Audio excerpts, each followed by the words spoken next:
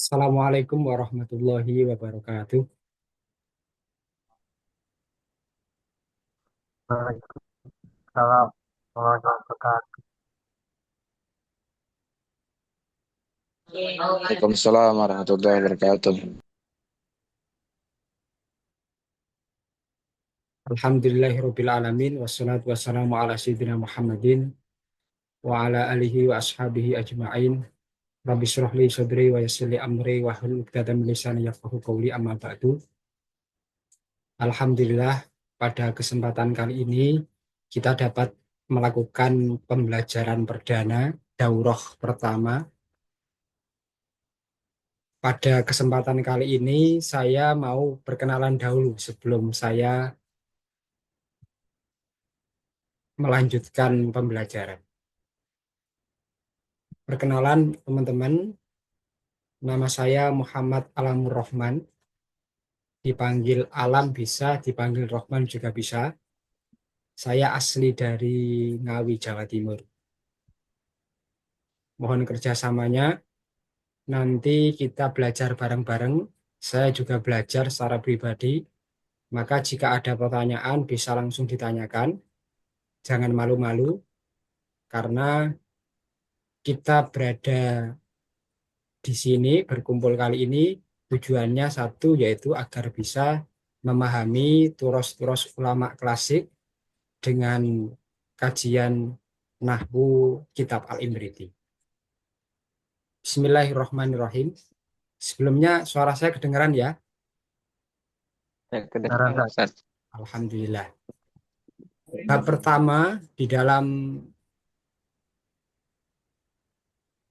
pembahasan kita di dalam kitab Al-Imriti adalah bab kalam.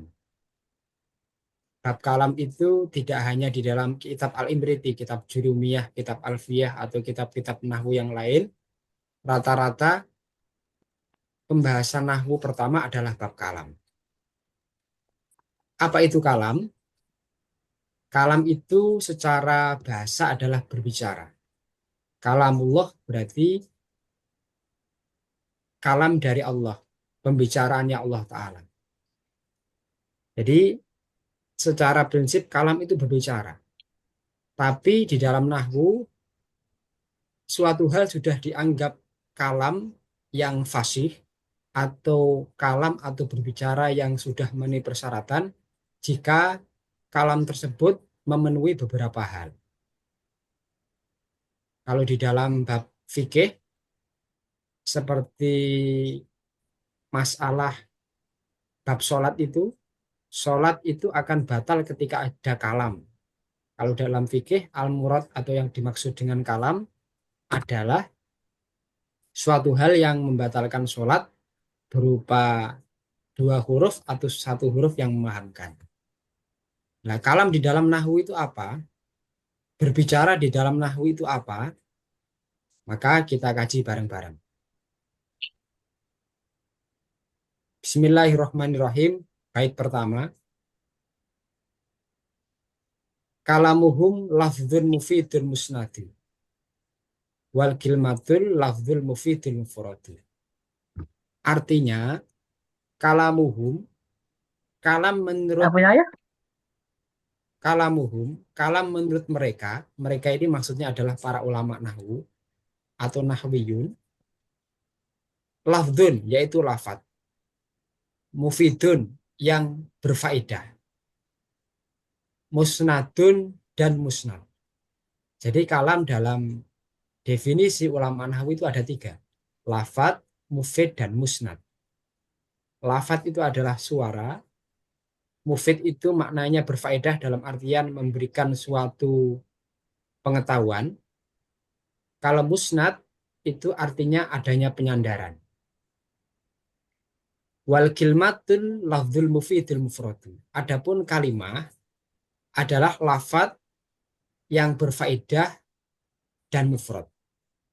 Jadi bab pertama dalam Imriti yang kita bahas ini ada dua hal yang dikaji. Satu tentang kalam, kedua tentang kalimah. Kalam ada tiga hal, lafat, mufid, dan musnad. Kalau kalimah ada lafat, mufid, dan mufrad. Jadi lafat itu kalau lihat terjemahnya adalah suatu hal yang diucapkan. Mufid artinya yang berfaedah atau memberikan pengetahuan. Musnad artinya adalah adanya penyandaran. Kalau kalimah ada tiga tadi, lafat, mufid, dan mufrad. Sama dengan kalam, hanya saja kalau kalam ada musnad, kalau dalam kalimah itu mufrad. Oke, kita terangkan satu persatu. Kalam, tadi ada tiga hal, lafat, mufid, dan musnad. Apa itu lafal? Lafal adalah suara yang mengandung sebagian huruf hijaiyah. Jadi lafal itu adalah suara. Sehingga ketika ada suatu hal yang bukan suara, hanya tulisan saja, itu tidak dianggap sebagai kalam. Atau ada suara tapi tidak mengandung sebagian huruf hijaiyah. Contohnya seperti suara binatang atau suara orang mendengkur, suara orang batuk. Nah, itu tidak dianggap sebagai kalam karena tidak merupakan lafal. Tidak merupakan lafal. Karena lafaz itu harus ada suara. Suara di mana harus mengandung huruf-huruf sebagian dari huruf hijaiyah itu. Contohnya zaitun. Zaitun ini adalah lafal. Zaitun ini adalah lafal ketika diucapkan. Dan zaitun ini adalah suara yang mengandung sebagian huruf hijaiyah ada tiga. Za, ya, dan dal. Itu adalah lafal. Kemudian tadi kalam adalah lafaz yang mufid. Apa itu mufid? Mufid adalah adanya lafal memberikan faedah atau pengetahuan. Jadi kalam berbicara dalam nahwu itu tidak sembarang berbicara, tapi berbicara yang mempunyai faedah atau pengetahuan atau sebuah berita atau sebuah pemberitahuan yang ada di dalamnya. Kalau hanya syukur-syukur berbicara tanpa ada makna apapun, maka itu tidak dikatakan kalam secara nahwu, walaupun secara bahasa itu dianggap sebagai berbicara. Contohnya seperti zaitun qaimun. Zaitun qaimun ini dianggap sebagai mufid. Kenapa? Karena zaitun qaimin artinya adalah Zaid, qaimun adalah orang yang berdiri. Jadi kata-kata ini zaitun qaimun dianggap sebagai mufid karena memberikan pengetahuan bahwa Zaid adalah orang yang berdiri. Seperti lafaz as-sama'u fauqona. As-sama'u adapun langit, fauqona berada di atas kita. Langit itu di atas kita. Saya memberitahukan kepada orang lain bahwa langit di atas kita itu dikatakan sebagai mufid karena mengandung sebuah pemberitahuan kepada orang yang diajak bicara. Sehingga pengecualian dari mufid apa? Pengecualian dari mufid adalah suatu hal yang tidak mempunyai pemberitahuan yang lengkap. Contohnya, lafaz in koma zaidun. Jika Zaid berdiri, nah ini kan tidak ada pemberitahuan yang lengkap ini. Maka harus ada terusnya. Jika Zaid berdiri, maka saya berdiri. Harusnya begitu. Tapi kalau saya hanya mengatakan in koma zaidun, jika Zaid berdiri, maka ini belum dikatakan kalam karena dia tidak memberikan suatu pengetahuan yang lengkap atau faedah atau tidak mufid namanya. Contoh lain seperti zaitun. Saya berkata zaitun saja. Ini tidak dikatakan sebagai mufid karena tidak ada suatu pemberitahuan atau penyematan hukum pada Zaid. Zaid itu ngapain kalau hanya dikatakan zaitun saja? Kecuali saya mengatakan zaitun qaimun, Zaid sedang berdiri. Maka itu dikatakan kalam karena ada hukum berdiri diberikan kepada Zaid. Saya mengatakan doroba, memukul. Nah ini siapa yang memukul? Maka harus ada penyematan hukum. Hukum memukul diberikan kepada siapa? Ketika ada penyematan hukum itu, maka timbullah suatu faedah atau pengetahuan yang disampaikan kepada mukhatab atau kepada orang yang berbicara. Maka lafal doroba ini belum dikatakan kalam kecuali ada failnya, ada subjeknya. Doroba Zaidun, Zaid memukul. Mungkin teman-teman dari dua lafal dan mufid itu ada yang ditanyakan? Dari teman-teman sebelum saya lanjutkan ke musnad. Jangan malu-malu, dipersilahkan.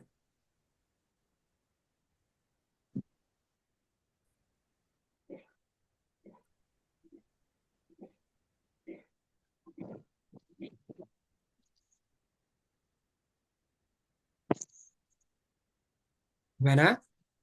Saya lanjutkan dulu ya. Ya, Ustaz. Mm-mm. Yeah. Nah, kemudian tidak hanya itu, di dalam kalam itu ada musnad. Musnad itu ada unsur penggabungan satu kalimah ke kalimah yang lain dengan tujuan memberikan faedah. Jadi kalam itu sebenarnya harus ada lafal, kemudian lafalnya itu minimal dua. Ada pengumpulan satu lafal ke lafal yang lain. Itu namanya adalah musnad. Kalau dalam bahasa kata kerja kita adalah isnad. Masdar dari asnada yusnidu isnadan. Nah, musnad adalah menggabungkan satu kalimat ke kalimat lain dengan tujuan memberikan faedah. Menggabungkannya seperti apa? Yaitu mengumpulkan fiil dan fa'il atau fiil dengan naibul fa'il atau mengumpulkan mubtada dan khobar. Mubtada dan khobar. Ini namanya musnad. Contohnya,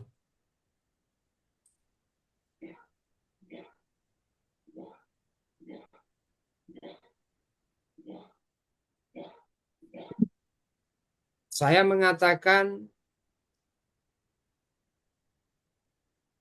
Muhammadun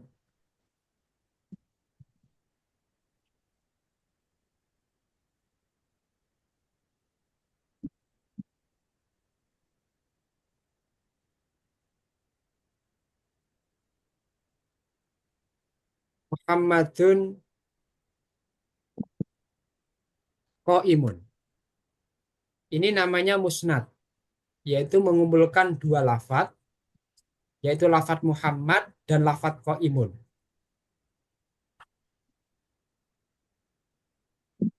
Saya mengatakan Qoma Zaidun. Ya, ini namanya musnad, yaitu mengumpulkan dua lafat tujuannya untuk memberikan faedah. Nah, Muhammadun Qaimun, Muhammad ini adalah mubtada, Qaimun adalah khobar. Muhammad ini adalah orang yang diberi hukum berdiri. Muhammad adalah orang yang diberi hukum berdiri. Muhammad ini namanya musnad ilaih. Jadi Muhammad ini adalah musnad ilaih. Kemudian Qaimun ini adalah musnad. Ini adalah musnadnya. Jadi Muhammadun Qaimun. Muhammad adalah orang yang berdiri. Nah, hukum berdiri diberikan kepada lafaz Muhammad. Nah, hukum berdiri ini namanya musnad. Muhammad yang diberikan hukum berdiri namanya musnad ilaih. Penyandaran hukum Qaimun kepada Muhammad namanya adalah isnad, suatu penyandaran. Seperti itu. Lafaz koma Zaidun sama. Koma berdiri siapa Zaidun Zaid. Nah, lafaz Zaidun ini diberi hukum koma. Jadi koma ini namanya adalah musnad. Kemudian Zaidun ini adalah musnad ilaih atau suatu hal yang Baik. dikasih hukum. Seperti itu. Jadi kalam itu satu, dia harus berupa lafal. Dua, dia harus mempunyai faedah, suatu pemberitahuan. Tiga, dia harus ada susunan penyandaran hukum atau isnad. Ada musnad, yaitu ada suatu hukum disandarkan kepada musnad ilaih. Sehingga ketika saya berbicara Zaidun, Zaidun, ini ada dua pengumpulan lafal ini, tapi tidak dianggap sebagai kalam. Kenapa? Karena ini tidak ada penyandaran hukum, tidak ada Baik. penyandaran musnad ke musnad ilaih. Ini adalah musnad ilaih dan musnad ilaih. Maka kalam itu harus ada penyandaran hukum. Sebenarnya kalau kita berbicara musnad, itu pasti ada kalamnya, pasti ada mufidnya. Maka kalau beberapa kitab nahwu yang lain mengatakan bahwa kalam itu apa? Kalam adalah lafadz yang musnad, lafadz yang ada penyandaran di dalamnya. Ketika ada penyandaran, otomatis di situ ada mufid yang terkandung. Tapi kalau di dalam kitab Al-Imriti kita, ini diperinci bahwa untuk menjelaskan sejelas-jelasnya bahwa yang disebut dengan kalam adalah di mana ada lafadz, ada mufid dan musnad. Jadi kalau saya ulangi lagi ya, penyandaran hukum itu adalah pekerjaan namanya isnad. Hukum yang disandarkan namanya musnad. Suatu hal yang disandari hukum adalah musnad ilaih. Muhammadun qaimun, hukum berdiri atau musnad ini disandarkan pada Muhammad. Muhammad berarti statusnya adalah musnad ilaih, orang yang dikenai hukum berdiri. Nah, nanti teman-teman bisa lebih memperdalam musnad itu apa saja. Musnad itu bisa khobar, bisa fa'il. Musnad bisa khobar, bisa fi'il, suatu hukumnya. Kalau musnad ilaih apa?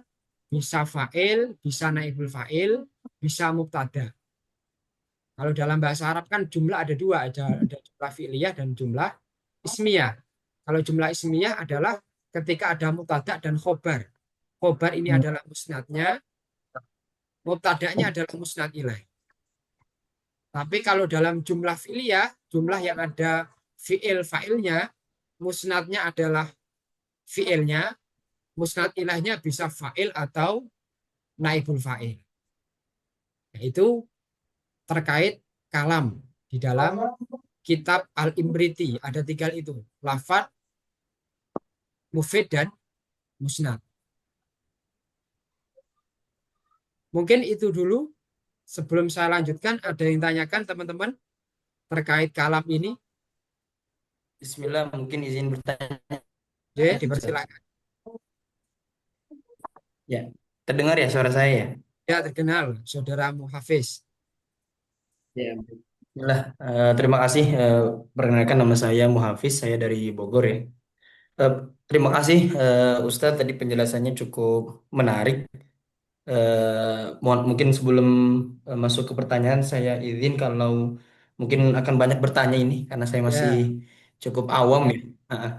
Tentang kitab baik itu Jurumiyah maupun Imriti. oke. Karena memang kami di pesantren itu hanya belajar mungkin nahwadih.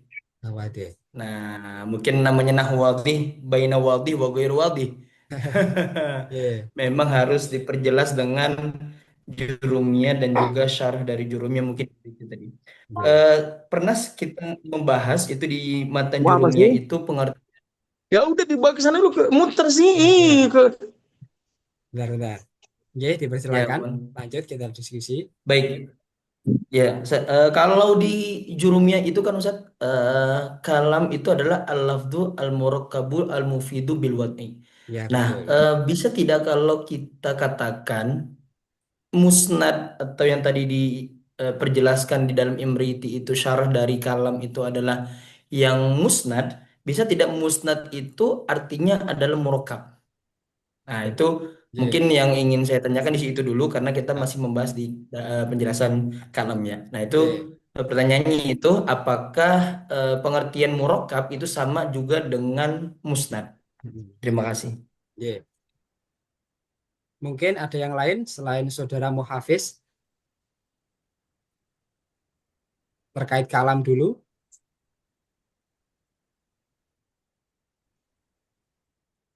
Sudah cukup ya? Gimana? Ada yang lain? Tes tes. Ya. Assalamualaikum. Ya. Waalaikumsalam warahmatullahi.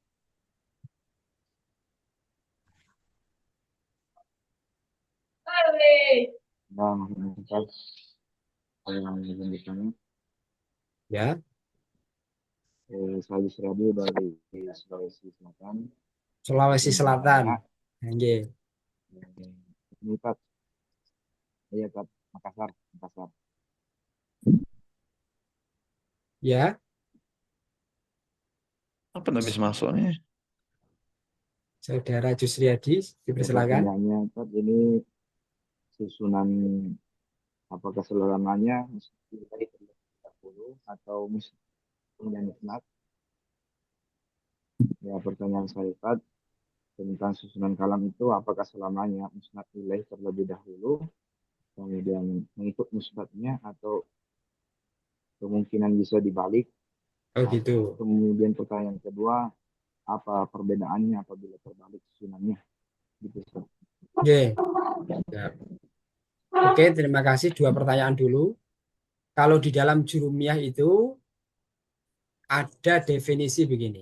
Di dalam jurumiyah, kalam adalah lafal, kemudian ada murakkab, ada mufid, ada wada.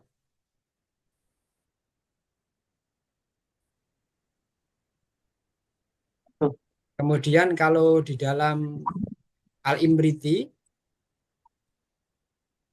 kalam itu adalah lafal, mufid,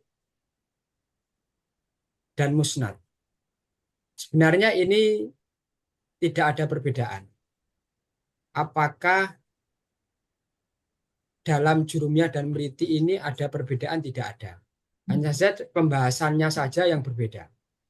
Mungkin kalau teman-teman nanti belajar alfiyah, bahkan beliau Syekh Ibnu Malik menerjemahkan apa itu kalam, beliau hanya mengatakan lafdzun mufidun kastakim.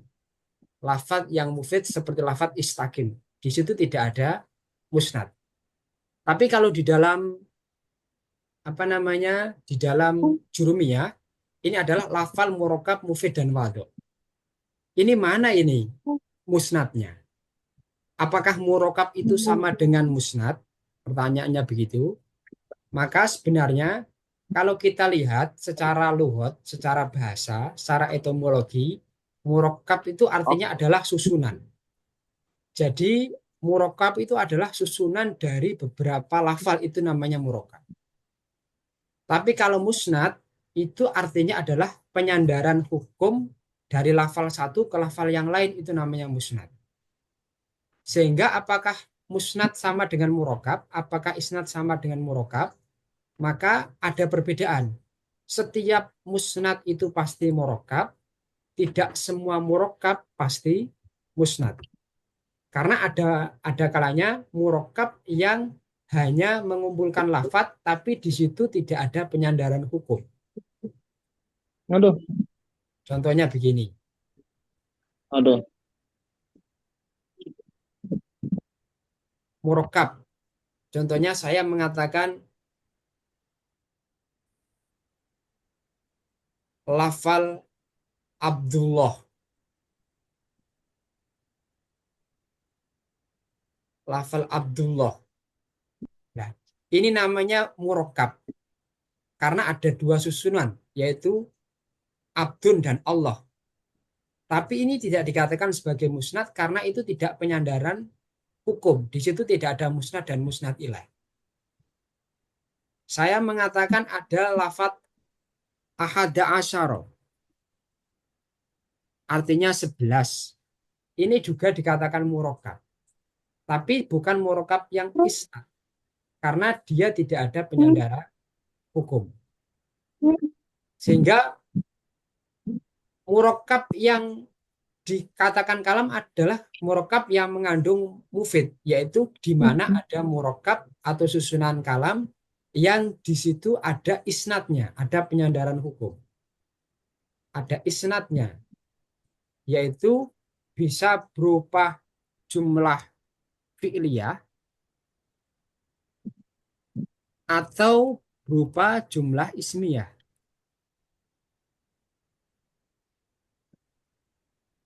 Nah ini mungkin teman-teman yang harus diketahui bahwa murokkab yang musnad itu jumlah fi'liyah atau jumlah ismiyah atau syarat dan jawab. Kan begini. Sehingga dapat disimpulkan bahwa bentar, saya mutnya dulu. Sehingga bisa disimpulkan bahwa semua musnad itu pasti murokkab, tapi tidak semua murokkab itu musnad. Karena murokkab itu ada tarkib idhofah, ada tarkib adadiyah, ada tarkib masji. Nah, itu tidak dikatakan sebagai musnad karena dia tidak ada penyandaran hukum. Mungkin itu. Jadi murokkab yang bagaimana yang dikatakan isnad? Jika ada berupa mubtada dan khobar, namanya jumlah ismiyah, atau ketika ada fi'il fa'il namanya jumlah fi'liyah, atau ketika ada syarat dan jawab. Seperti itu. Kemudian pertanyaan yang kedua, sebenarnya bagaimana kita mengetahui mana itu musnad, mana itu musnad ilaih? Apakah musnad ilaih itu di depan? Apakah musnad itu pasti di belakang? Sebenarnya tidak. Mungkin teman-teman harus dicatat ini. Ini yang juga perlu diperhatikan. Jadi musnad atau hukum itu mencangkup fi'il dan mubtada. Di dalam kalau musnad ilaih itu mencangkup fa'il atau naibul fa'il. Sehingga ketika kita berbicara fi'il yang pertama, maka musnadnya harus di depan kalau kita berbicara fi'il. Contohnya seperti halnya lafal koma zaitun. Maka ini musnadnya di depan ini. Kalau mubtada contohnya apa? Zaitun koma. Tinggal dibalik saja.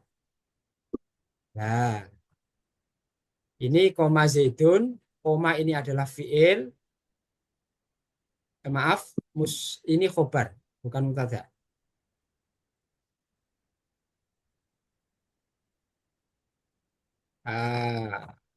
Kemudian kalau dibalik, koma ini di belakang, dia menjadi khobar. Seperti itu.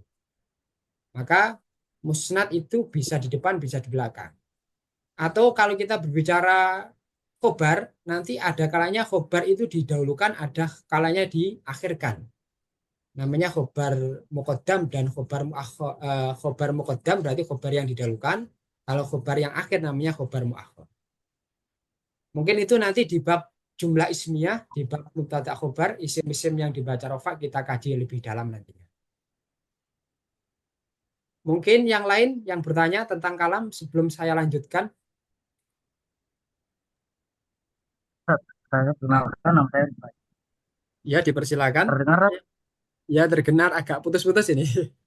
Namanya siapa, Pak? Oh ya, Arif Faik. Eh, Kalau dia menggunakan fiil amr, tadi kan fiil madi semua. Kalau Ya, dia pakai fiil amr, walaupun tidak disebutkan fa'ilnya, apakah itu termasuk musnad dan musnad ilaih? oke. Pertanyaan bagus. Dari saudara siapa namanya, Pak? Oke, pertanyaan bagus. Tadi kan dicontohkan semuanya adalah berupa fiil mumadhi. Kalau fiil amr bagaimana? Itu musnadnya bagaimana? Kita contohkan seperti lafadz idrib. Idrib, pukulah. Terima kasih.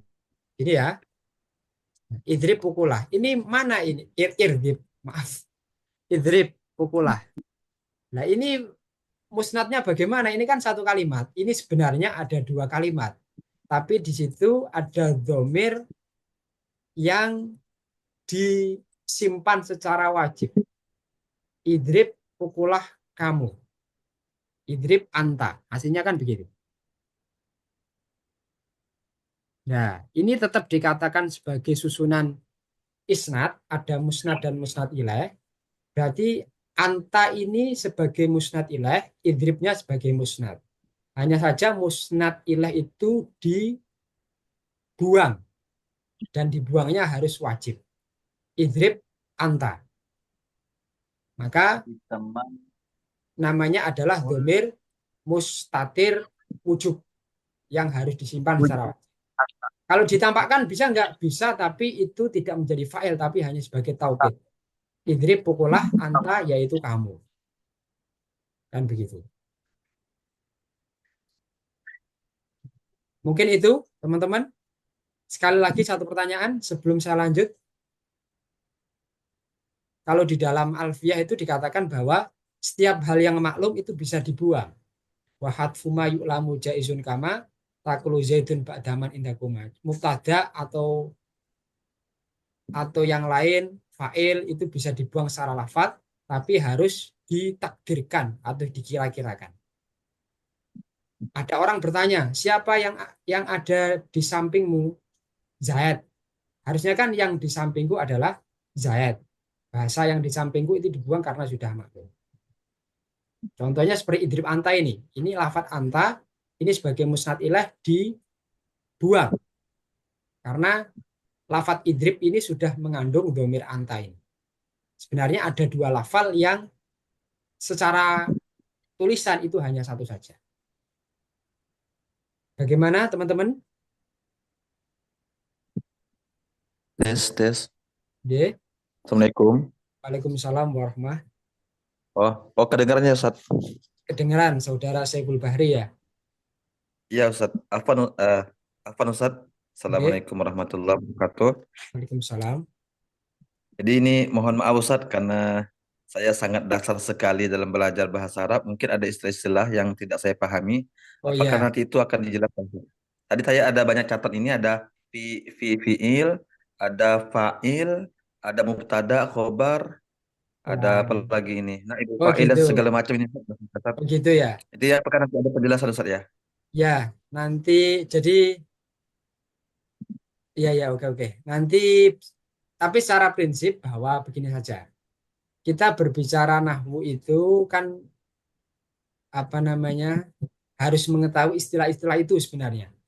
Maka mungkin teman-teman yang ikut pembelajaran kali ini kan heterogen ini. Ada yang pernah belajar nahwu dasar, ada yang pernah belajar nahwu lanjutan, ada yang belum tahu apa-apa. Maka mungkin metode yang saya sebutkan nanti adalah saya menerangkan secara global sehingga mungkin teman-teman yang belum tahu terhadap istilah-istilah nahwu secara mendalam bisa tahu. Nanti ketika ada pertanyaan yang mendalam, maaf jika saya menggunakan istilah-istilah yang agak sulit difahami. Jadi mungkin nanti di pembahasan selanjutnya kita akan membahas apa itu fa'il, fa'il itu adalah subjek, apa itu mubtada, apa itu khobar, kita bicarakan di pertemuan berikutnya. Hanya saja pertemuan kali ini secara global kita membahas bahwa kalau menurut ulama nahwu adalah ada 3 elemen yang penting, yaitu adalah lafal, suatu hal yang dilafalkan dan mengandung huruf hijaiyah. Kedua itu adalah dia mempunyai faedah atau memberikan suatu wawasan atau pengetahuan. Dan yang ketiga dia ada penyandaran hukum atau bahasa Arabnya adalah isnad. Sehingga ketika hanya pengumpulan kalimat saja tanpa ada penyandaran hukum di dalamnya, itu belum dikatakan sebagai kalam.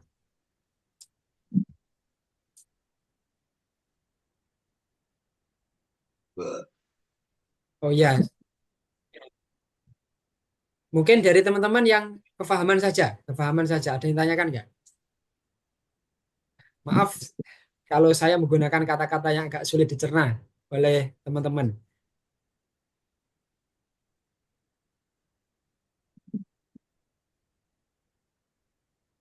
Sudah cukup ya? Oke, kita lanjutkan. Kalam selesai.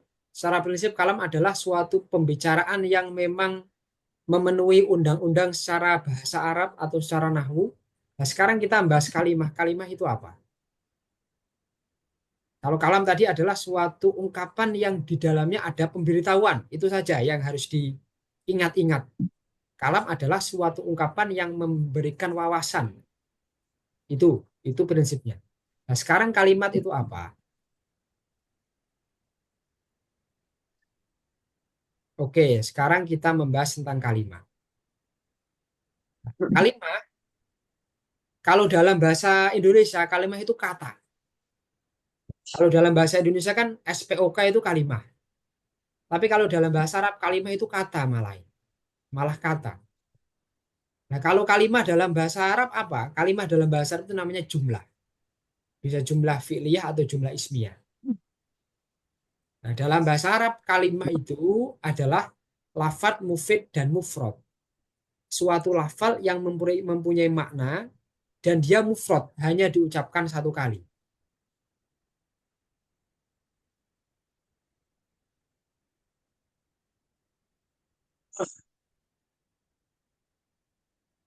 Contohnya, saya mengatakan Zaidun. Nah, ini namanya kalimah. Kenapa? Karena itu adalah lafal, suatu hal yang dilafatkan. Kemudian dia mufid, mengandung makna. Kemudian dia mufrad. Mufrad dalam artian diucapkan satu kali. Sehingga pengecualiannya adalah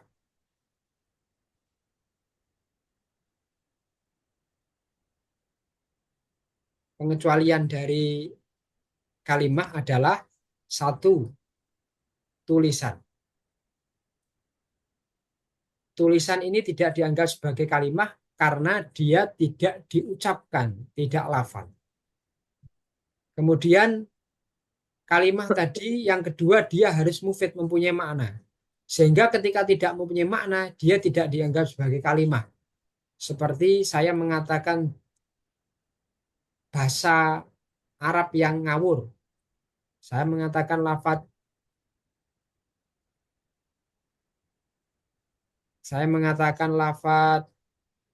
katakanlah saya mengatakan lafaz daizun. Ini tidak dianggap sebagai kalimah. Dan kalimah itu harus mufrad. Mufrad dalam artian diucapkan satu kali. Sehingga ketika diucapkan lebih dari satu kali, zaitun, zaitun, maka ini tidak dianggap sebagai kalimah. Jadi kalimah itu satu, dia merupakan lafal, diucapkan, dia mempunyai nada yang mengandung bahasa Arab, bunyi yang mengandung bahasa Arab. Yang kedua, dia mempunyai makna. Yang ketiga, dia diucapkan satu kali. Mungkin itu pembahasan kita tentang kalam dan kalimah. Kalau kalam sekali lagi adalah pembicaraan yang mempunyai makna, itu kalam. Mempunyai pengetahuan atau wawasan. Kalau kalimah adalah kata dalam bahasa Indonesia, hanya saja dia berbahasa Arab. Bagaimana teman-teman tentang kalimah ini? Ada yang tanyakan?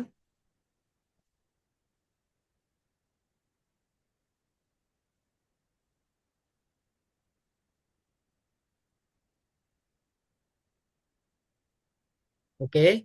Selanjutnya ke bait selanjutnya. Lismin wa fi'lin tsumma harfi tangkosim wa hadhihi salasuha yal kalim. Jadi kalimah dibagi menjadi isim, fi'il, dan huruf. Ketiga ini dinamakan sebagai kalim. Jadi dalam bahasa bahasa Arab, kata atau kalimah itu ada tiga. Satu yaitu kalimah isim, dua adalah kalimah fi'il, ketiga kalimah huruf. Mungkin begini ya, saya terangkan. Satu kalimah isim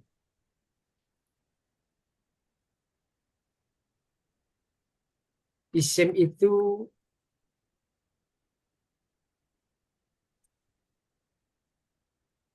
maknanya adalah kata benda.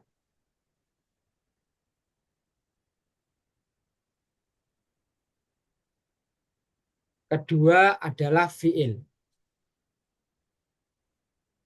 Fi'il itu artinya adalah kata kerja.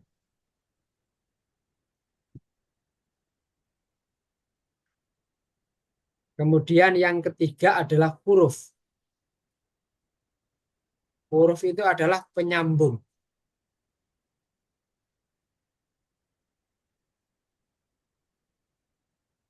Kita contohkan. Seperti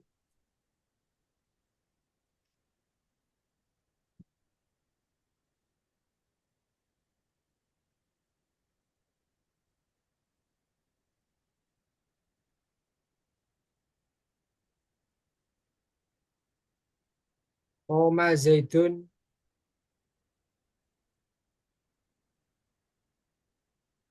Fidari. Koma berdiri.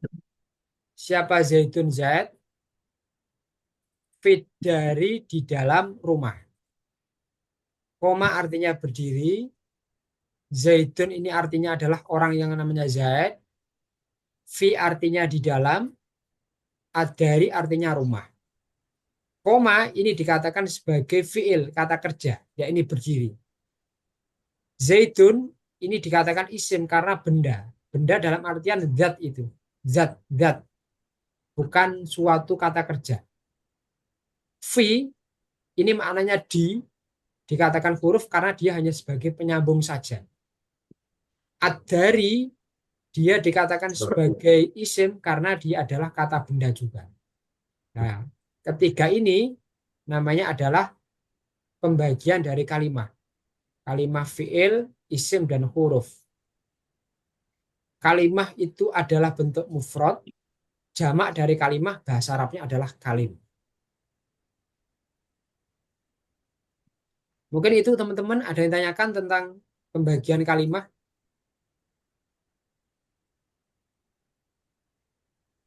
Iya, mohon mohon izin bertanya lagi Ustadz.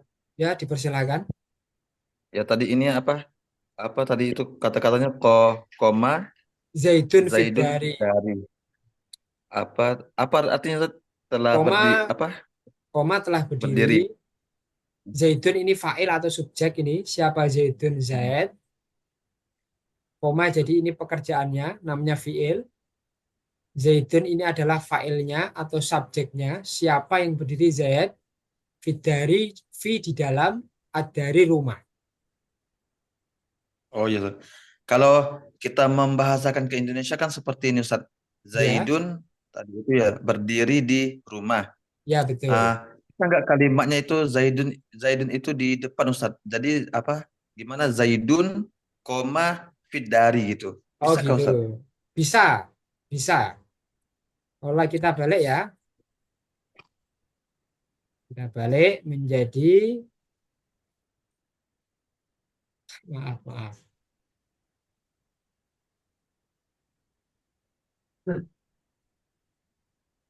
Zaidun,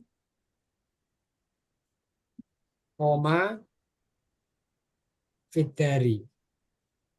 Ini boleh. Hanya saja kalau yang di atas namanya ini adalah jumlah fi'liyah. Jumlah fi'liyah adalah suatu susunan kalimat yang awalnya berupa fi'il dulu. Itu jumlah fi'liyah. Kalau di bawah ini namanya jumlah ismiyah. Jumlah ismiyah adalah suatu susunan kata atau kalimat yang awalnya berupa isim dulu. Boleh ini. Hanya saja nanti ini ada perbedaan. Kalau toh kita ganti ini, koma az-zaidani. Ketika dibalik menjadi zaidun koma. Harus ada alifnya ketika dibalik. Bedanya itu.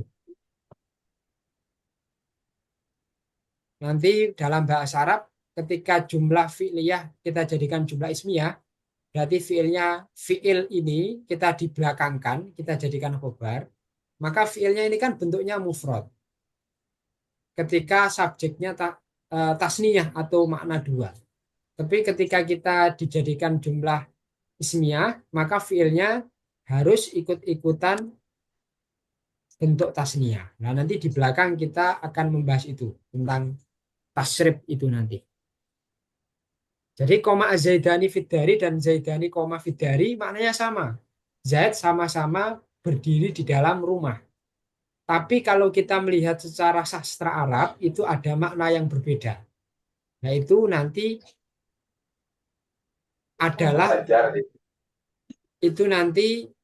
adalah kajian dari ilmu balaghah atau ilmu sastra Arab. Tapi kalau dalam secara ilmu nahwu, koma zaidani fidari, dua zaid berdiri di dalam rumah, atau zaidani koma fidari, dua zaid berdiri di dalam rumah, maknanya sama. Dan saja ini mempunyai makna yang tersembunyi secara sastra, di mana kita kaji di bulan ketiga nanti. Kita akan mengkaji sastra Arab, yaitu pelajaran balaghah nantinya. Mungkin yang lain sebelum kami lanjutkan ada yang ditanyakan? Nanya, Ya, dipersilakan. kapan kita memakai baitin, kapan kita pakai dari? Soalnya kan sama-sama artinya rumah tuh. Ya, Saya mau nanya dari unsur bahasa aja sih. Kapan kita memakai dari? Apakah ada waktu-waktu tertentu memakai dari dan bait? gimana maksudnya? Saya kurang paham ini. Ya, ini kan contohnya koma zaidani fidari. Ya, Nah, kenapa fidari? Kenapa tidak al baiti? oh ya, Kan ada dua tuh, ya bait betul. sama dari. Oke. Kalau kalau dalam bahasa Arab kan itu kan apa sih? Pasti ada maksud tertentu gitu. Kenapa memakai Oh, bait? Kenapa pakai dari? Dari seperti itu. Adar, Terima ya. kasih. Sebenarnya sama saja sebenarnya. Dalam bahasa Arab itu kan ada kata-kata sinonim ya. Kalau dalam bahasa Arab namanya adalah murodif. Suatu dua kata yang maknanya sama. Dar sama bait maknanya sama sebenarnya, sama-sama rumah. Tapi kadang dalam bahasa Arab ada dua lafal yang maknanya sama tapi juga ada perbedaan. Contohnya apa ya?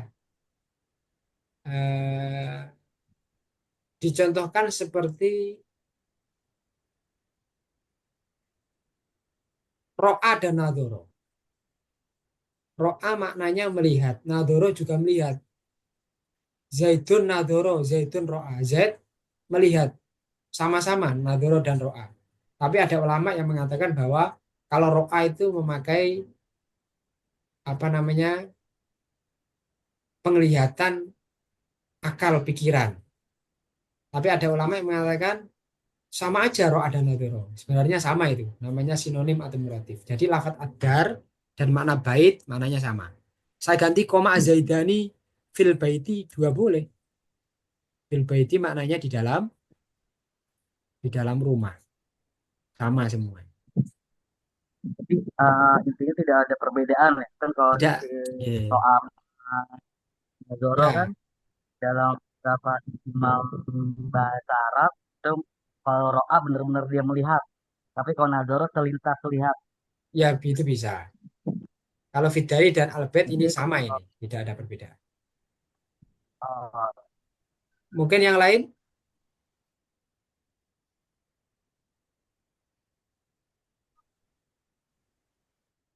Assalamualaikum tanya Pak.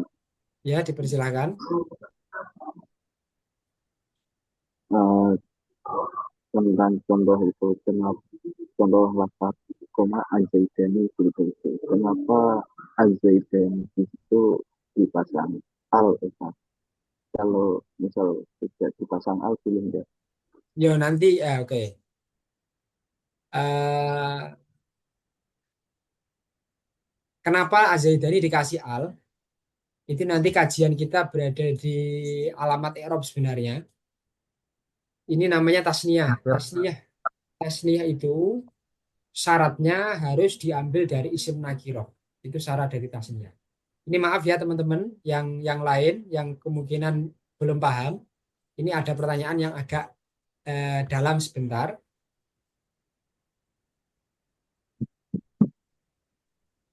Oh ya, ini ada pertanyaan, ada saran ini dari salah satu siapa namanya?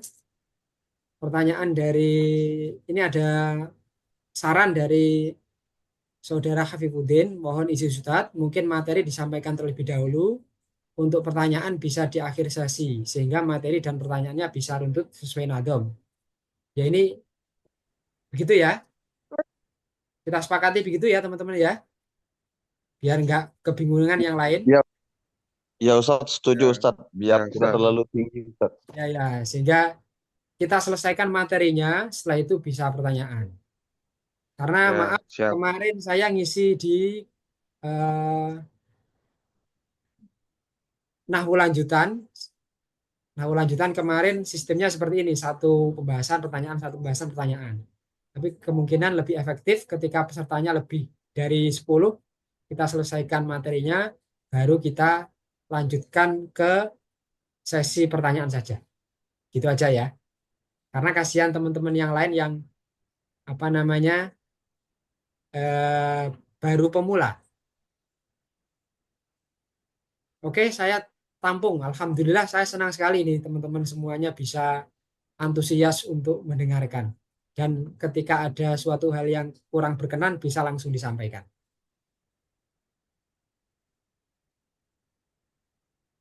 Oke, kita lanjutkan teman-teman. Jadi tadi dikatakan bahwa pembagian kalimat atau kata dalam bahasa Arab itu ada 3.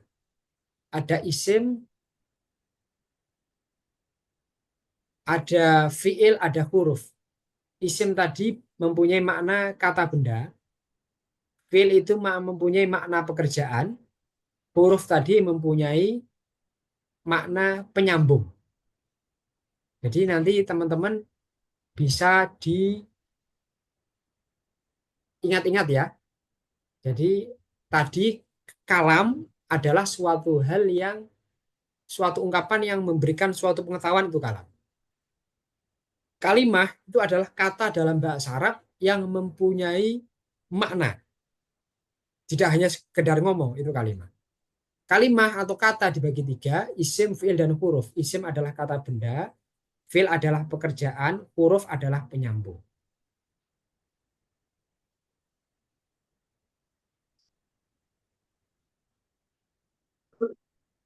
Kemudian di bait selanjutnya dikatakan wal qaulu lafdzun qad afada mutlaqo kakum waqad wa inna zaidanir taqo. Qaul adalah lafaz yang berfaedah secara mutlak. Seperti kum, qad, inna zaidanir taqo. Maknanya kum berdirilah, qad maknanya sungguh-sungguh, inna zaidan irtaqo maknanya sesungguhnya Zaid itu naik. Jadi kalau kita berbicara kalam, kalam itu adalah ucapan tapi ada beberapa persyaratan. Dia harus berupa pelafalan. Kalam itu harus mempunyai wawasan yang baru atau pemberitahuan atau mufid. Kalam itu harus ada isnadnya. Kalau kalimah itu diucapkan satu kali tapi dia harus bermakna. Tapi kalau kaul itu suatu hal yang mempunyai makna. Entah itu kalam, entah itu kalimah. Paham ya? Jadi kalau kalam itu adalah suatu hal yang mempunyai persyaratan sendiri, kalau kalimah itu juga mempunyai persyaratan sendiri, tapi kalau kaul itu adalah lafadz yang penting mempunyai makna. Jadi setiap kalam itu kaul, setiap kalimah itu kaul, tapi kaul bisa jadi kalimah, bisa jadi kalam, itu kaul. Jadi itu sebenarnya hanya perbedaan sudut pandang saja. Qaul dan kalam sama-sama ucapan. Tapi kalau qaul itu lebih umum. Kalau qaul itu bisa diarahkan kepada kalimah, bisa diarahkan kepada kalam. Tapi kalau kalimah itu hanya satu kali diucapkan, kalau kalimah itu satu kali diucapkan, kalau kalam itu dua kali diucapkan dan harus mempunyai makna atau faidah.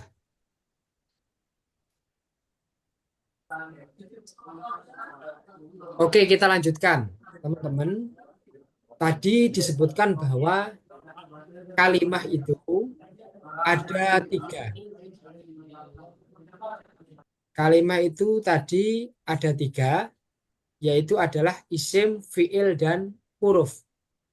Nah, untuk mengetahui bagaimana kita mengetahui itu adalah kalimah fiil, bagaimana kita mengetahui itu kalimah isim, bagaimana kita mengetahui itu kalimah huruf, maka diketahui dengan tanda-tanda alamat.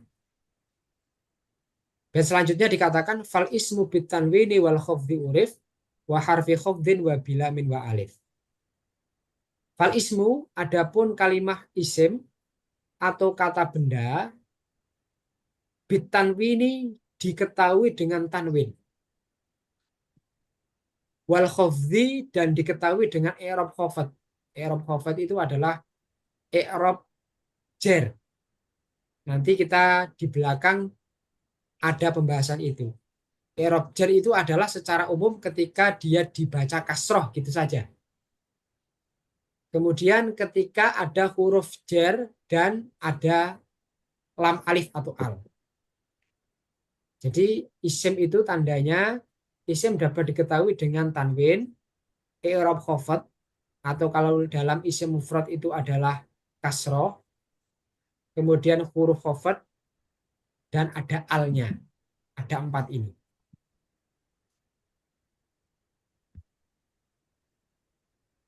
Jadi 1 tanwin, zaidun. Nah, ketika ada tanwinnya berarti itu tandanya adalah tanda isim. Mungkin kalau teman-teman membaca Al-Quran ya teman-teman, ternyata di situ ada lafal yang ditanwin, oh berarti adalah isim. Dia tidak mungkin fiil. Contoh lagi, lafat Abdullahi. Kok ini di kasroh, berarti i'rabnya khafad. Berarti dia adalah kalimat isim. Kemudian kalau di Al-Quran ternyata teman-teman menemukan suatu kalimat yang sebelumnya ada huruf jar, maka dia dipositifkan adalah isim. Karena huruf jar hanya masuk pada isim. Dan yang terakhir, ketika ada kalimat ada alnya, maka positif itu adalah kalimat isim. Contohnya ar-rajul. Seperti itu. Jadi zaidun ini dikatakan kalimat isim karena ada tanwinnya. Abdullahi, lafadz Allah ini dikatakan isim karena ada i'rab khafad yaitu kasrohnya di ini, haknya di kasroh. Lafadz Ahmad ini dikatakan isim karena sebelumnya ada huruf jerba ini. Dan lafadz ar-rajulu ini dikatakan sebagai isim karena ada alnya. Teman-teman, sebenarnya tanda-tanda isim itu tidak hanya 4 ini. Kalau di dalam beberapa literasi yang lain, dikatakan tanda isim ada 8, 9, bahkan 10. Tapi rata-rata yang ditemukan ada 4 ini. Sehingga jangan janggal nanti teman-teman. Nah, abdu ini kalimat isim atau fiil ini? Oh, abdu ini kalimat isim. Tandanya apa? Di situ tidak ada tanwinnya, tidak ada i'rab jernya, tidak ada huruf jernya, juga tidak ada alnya ini. Oh, abdu ini dapat dikatakan kalimat isim, kata benda, karena dia idhofah. Karena dia disandarkan pada lafal setelahnya. Jadi tanda-tanda isim salah satunya adalah idhofah. Apa itu idhofah? Nanti di belakang di bab isim-isim yang dibaca jar akan diterangkan. Jadi tanda isim secara umum ada 4 ini, tapi tidak menafikan tanda-tanda yang lain. Contohnya, ketika ada suatu kalimat di situ secara bahasa Arab dia sebagai subjek, maka dia dikatakan kalimat isim. Karena ketika ada kalimat yang menjadi subjek itu adalah tanda-tanda kalimat isim. Di sini tidak disebutkan. Disebutkan hanya 4 saja. Kalau dalam bahasa Arab subjek itu adalah fa'il. Kalau ada kalimat yang dia menjadi objek, oh berarti itu kalimat isim juga. Tapi di sini tidak disebutkan, hanya disebutkan 4 ini.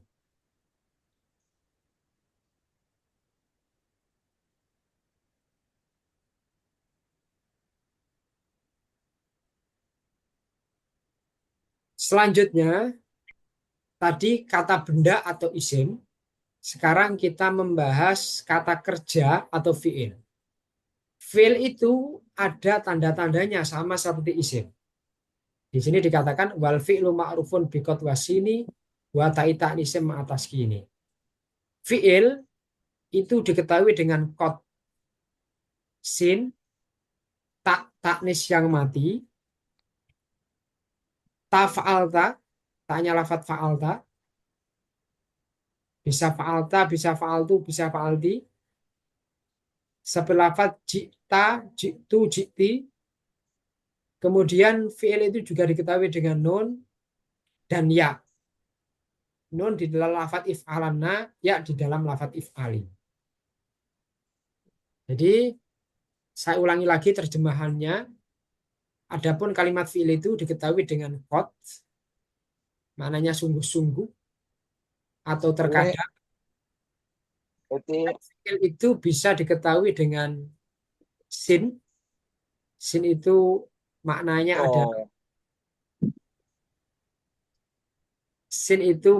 adalah akan terjadi. Kemudian fi'il juga tak taknis. Dan fi'il itu bisa kemasukan tak fa'il yang mutlak. Mutlak dalam artian bisa di fathah, bisa di kasroh, bisa di dhammah. Seperti Mau cita, nonton mana? Nonton masalah. Sini mah. Sini mah. seperti cita, citu, atau cikti. Dan fi'il itu bisa diketahui dengan nun dan ya, seperti lafaz if'alana dan if'ali. Mungkin teman-teman yang baru belajar ini bingung, ini apa maksudnya tafa'alta? Apa itu maksudnya nun di dalam if'alana?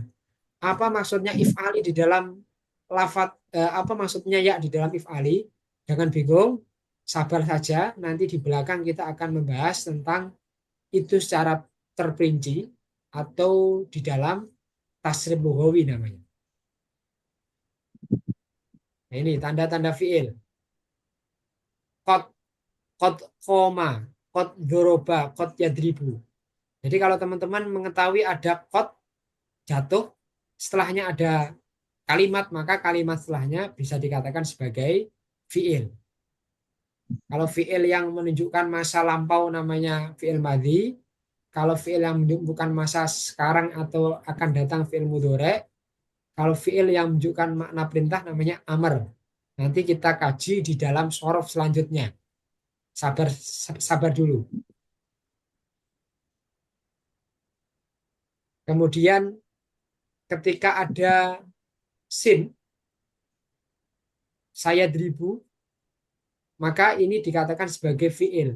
Fi'il mudhari'. Sin itu adalah tanda bahwa lafal setelahnya adalah fi'il. Yadribu maknanya memukul, bisa bermakna akan memukul atau sedang memukul. Tapi ketika kemasukan sin, maknanya hanya satu, akan memukul. Yadribu zamannya ada dua, zaman hal dan zaman istiqbal. Tapi ketika kemasukan sin, yadribu zamannya hanya satu, yaitu zaman istiqbal. Tanya itu di bawah, salah. Sama seperti sofa ini. Ketika ada lafal jatuh setelah sofa, maka dia dikatakan sebagai fi'il. Sofa itu artinya akan juga. Yadribu maknanya sedang memukul atau akan memukul. Tapi kalau sofa, maka maknanya hanya tertentu akan memukul saja. Bedanya saya diribu dan sofa apa? Kalau saya diribu akan memukul, kalau sofa ya diribu, memukulnya masih lama. Akan memukul tapi masih lama. Atau kita bahasakan sofa ya diribu, kelak akan memukul. Kemudian fi'il tandanya ada tak taknis salah satunya. Kola, ketika ada tak taknis, dikasih tak, kolat, itu adalah tanda-tanda fi'il. Kola artinya dia laki-laki satu sudah berbicara. Tapi kalau kolat artinya adalah dia perempuan satu sudah berbicara. Kemudian taf'alta, tak fa'il, dorobtu, dorobti, dorobta, itu berarti tanda fi'il. Nanti kita kaji di tasrif lughawi pertemuan yang akan datang. Jadi ketika ada taf'alta itu, maka itu dipositifkan adalah fi'il. Kemudian ada nun taukid seperti lafadz idriban dan idribanna. Kalau idrib maknanya pukullah, kalau idriban sungguh pukullah. Ada makna penekanan untuk lebih memukul. Sama seperti idribanna. Ketika sukun namanya taukid khafifah. Kalau nunnya ini ada tasjidnya namanya nun taukid sakilah. Kemudian salah satu tanda fi'il lagi adalah ada ya. Contohnya if'al. If'al maknanya bekerjalah. Tapi ketika ada ya if'ali bekerjalah wahai kamu perempuan satu. Berarti kalau if'al artinya bekerjalah kamu laki-laki. Kalau if'ali bekerjalah kamu perempuan. Bedanya itu. Nah itu tanda-tanda fi'il dan tanda-tanda isim. Lagi kalau isim itu adalah kata benda, kalau fi'il itu adalah kata kerja. Isim tandanya ada 4 secara global, tidak menutup hal yang lain. Kalau fi'il tandanya ada banyak itu. Nah, teman-teman yang baru belajar, nanti jangan bingung dulu. Maksud dari ya ini bagaimana, nun taukid ini bagaimana, tak ta'nis bagaimana. Nanti kita akan membahas di pelajaran sorof yang akan datang. Terakhir, tanda-tanda huruf atau tanda-tanda kata penyambung. Sedangkan wal harfu lam yasulahu alamah ilan tifa qabulihil alamah. Sedangkan huruf tidaklah patut mempunyai alamat. Berarti huruf tidak mempunyai alamat. Kecuali tidak adanya menerimanya huruf pada alamat. Jadi huruf itu tidak mempunyai alamat. Ketiadaan huruf tidak mempunyai tanda-tanda itu adalah alamat. Saya ulangi lagi ya. Huruf tidak mempunyai tanda-tanda. Nah, huruf tidak mempunyai tanda-tanda itu adalah tanda-tanda dari huruf. Jadi kalau ditanya ada orang yang menanya, karakter atau tanda-tanda huruf apa? Tanda-tanda huruf adalah dia tidak mempunyai tanda-tanda isim dan tidak mempunyai tanda-tanda fi'il. Maka dia dikatakan sebagai huruf. Kalau teman-teman agak sulit, nanti bisa dipahami huruf itu adalah kata sambung. Itu aja. Huruf adalah kata sambung. Kalau fi'il adalah kata kerja, kalau isim adalah kata benda. Kata benda itu dalam artian zat. Entah itu berakal atau tidak. Itu namanya kata benda.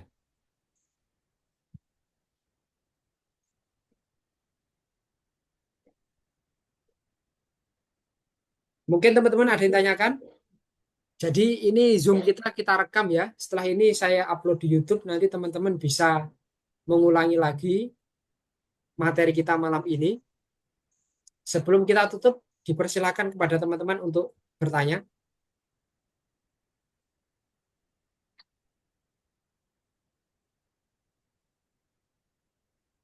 Dipersilakan bagi teman-teman untuk bertanya.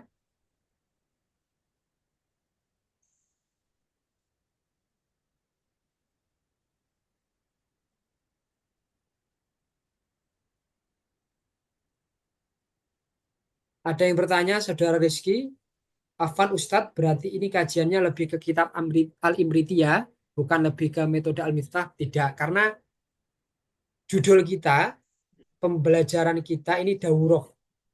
Daurah berarti kita berbicara tentang pembelajaran mempelajari kitab tertentu secara komprehensif, harusnya begitu.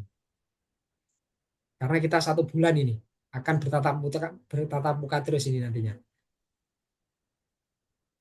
Mungkin yang lain dari teman-teman?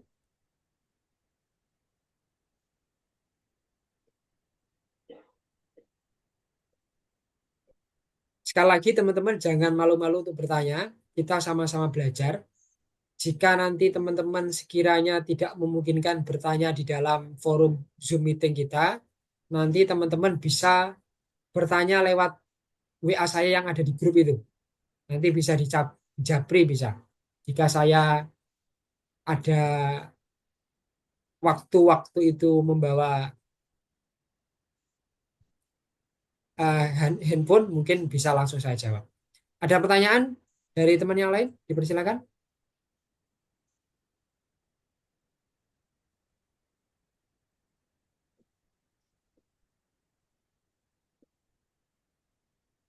Sebelum saya tutup, satu pertanyaan mungkin terkait kalam, kemudian kalimah dan pembagian kalimat.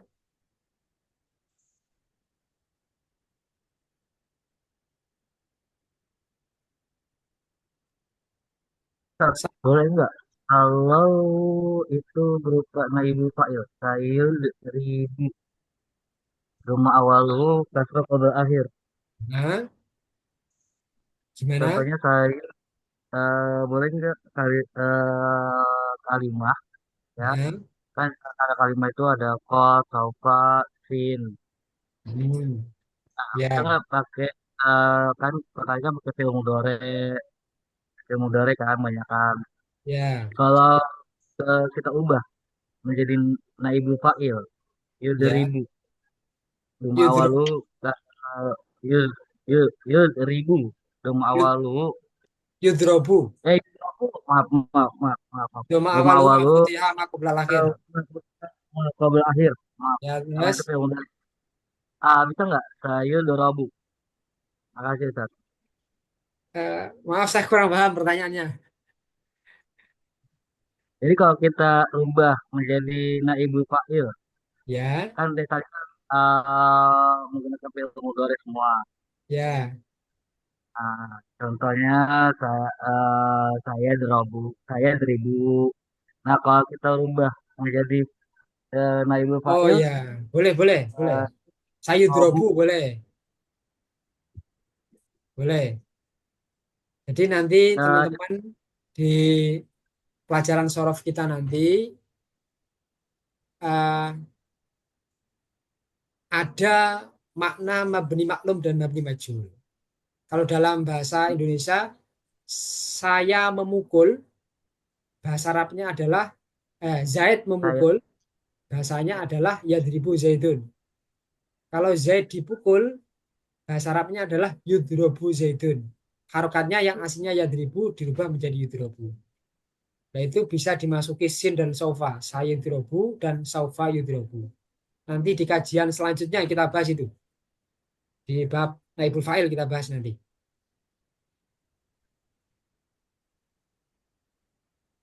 kalau ada jumlah seperti ini, saya derabu Zaidun apa Zaidan? Kan?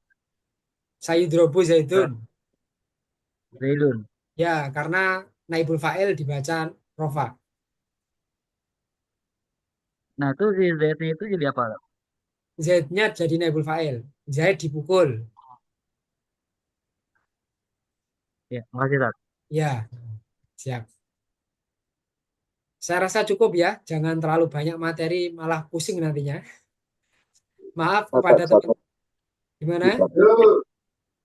Mau tanya, eh, Ya, tentang kalimat isim. Ya, Dan kalimat isim kan itu ada 4 tadi ya. Al, tanwin, idgham. Sedangkan kalau isim domir, isim isyarah, sama isim fi'il itu tanda isimnya apa? isim fi'il. Sebenarnya isim fi'il itu maknanya pekerjaan, maknanya fi'il. Maknanya fi'il, tapi dia dikatakan sebagai isim. Tandanya apa? Tandanya dia tidak bisa kemasukan tanda-tanda fi'il. Dia tidak dapat kemasukan qad, tidak dapat kemasukan saufa, tidak kemasukan sin, dia tidak dapat kemasukan tak taknis, dan dia tidak dapat kemasukan ta fa'alta ila akhirih itu.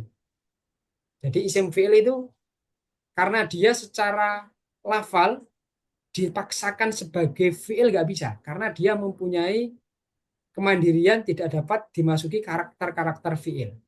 Tapi di sisi lain dia mempunyai makna fi'il, maka dia mempunyai 2 karakter. Secara lafal dia isim, secara makna dia adalah fi'il. Maka isim fi'il itu dikatakan sebagai fi'il yang mabni. Begitu, nanti kita bahas di belakang ini. Mungkin begitu. Isim fi'il itu tidak dapat kemasukan tanda-tanda fi'il. Tapi di sisi lain dia juga tidak dapat kemasukan tanda-tanda isim juga. Maka ulama lebih mengarahkan kepada ini dikatakan sebagai isim. Karena fi'il itu syaratnya dia harus tercetak dari masdar secara umum. Kalau tiba-tiba ada kalimat yang mempunyai makna pekerjaan tidak tercetak dari masdar, maka kemungkinan dia adalah isim. Tapi hanya saja isim yang mempunyai keserupaan dengan fi'il, namanya isim mabni. Nanti kita bahas di belakang.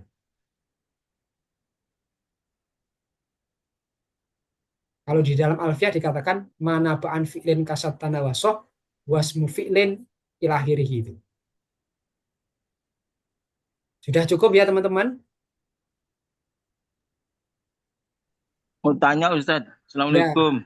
Waalaikumsalam warahmatullahi.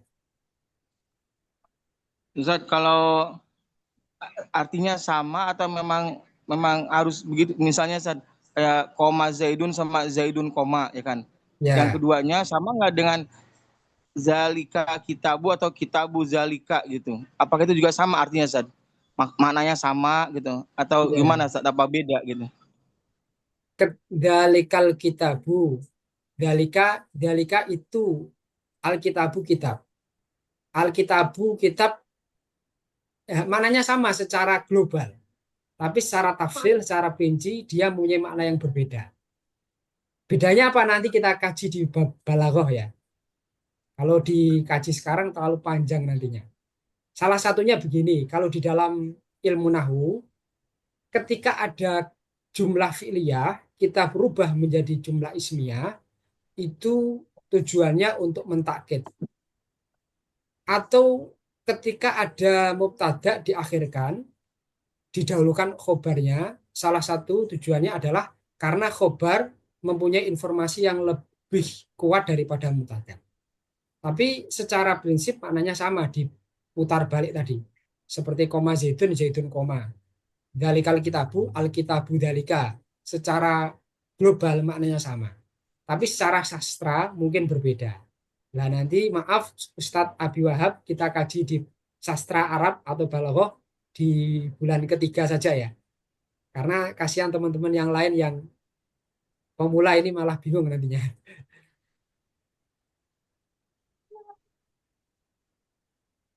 Ya Ustadz, terima kasih Ustadz. Yeah.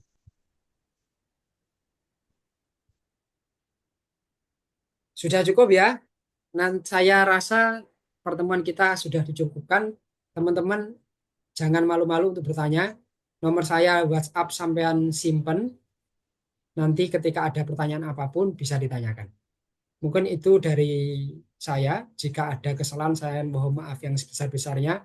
Semoga pertemuan kita kali ini pertemuan yang benar-benar bermanfaat, berbarokah. Sehingga apa yang kita cita-citakan yang menjadi tujuan kita benar-benar tercapai. Wallahul muwaffiq ila aqwamit thoriq. Wassalamualaikum warahmatullahi wabarakatuh. Waalaikumsalam Waalaikumsalam warahmatullahi warahmatullahi wabarakatuh. Mas Ustaz. Syukran Ustaz.